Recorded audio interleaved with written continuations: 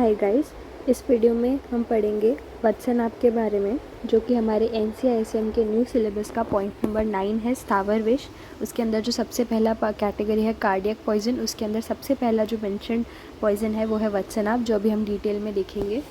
ठीक है, तो सबसे पहले वत्सनाभ कार्डियक पॉइजन वाली कैटेगरी में आता है। इसका साइंटिफिक नेम है एकोनिटम फेरोक्स और फैमिली है राना न्यूक्लियसी। इसको कॉमनली एकोनाइट भी बोलते हैं। ओके, इसके सिनोनिम्स हैं वत्सनाभ, अमृता और विषा। ठीक है, फिर उसके बाद में इसका गण है धात्वादी वर्ग, और उसके बाद में इसके निदान इसके रस पंचक में है मधुर मधुर उष्ण है, ये मधुर मधुर उष्ण है। ओके, उसके बाद में इसके गुण जो है वो है लघु रुक्ष उष्ण तीक्ष्ण, लघु रुक्ष उष्ण तीक्ष्ण। ठीक है, और फिर व्यवाय विकासी, SVV इस व्यवाय विकासी, सूक्ष्म व्यवाय विकासी।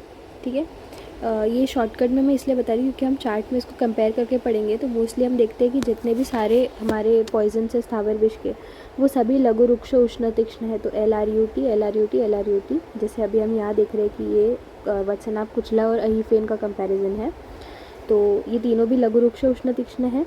एंड वत्सनाभ सूक्ष्म व्यवाय और विकासी भी है, और अहीफेन भी सूक्ष्म व्यवाय विकासी है। ठीक है, अब ये जो है ये मधुर मधुर उष्ण है। नॉर्मली जो सारे पॉइजन्स है ना वो तिक्त, कटु उष्ण या कटु उष्ण ऐसे है, पर मधुर मधुर उष्ण वत्सनाभ भी है। ठीक है, उसके बाद में हम अगर कर्म देखें इसका वत्सनाभ का, तो वत्सनाभ के कर्म में उसको शुद्ध वत्सनाभ और शुद्ध टंकन को मिलाए तो वो सर्वरोगहर बताया गया है ग्रंथों में।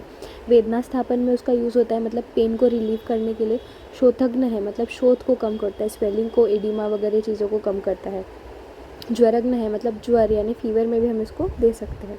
ठीक है, उसके बाद में इसकी केमिकल कॉन्स्टिट्यूएंट्स क्या है, एकोनिटीन, एकोनाइन एंड पिरोएकोनाइट। ओके, तो ये इसके केमिकल कॉन्स्टिट्यूएंट्स है। ये बहुत इंपॉर्टेंट है, मोस्टली सब एकोनाइट जैसे ही साउंड करते हैं, तो ये किसके हुए, एकोनाइट मतलब वत्सनाभ के हुए।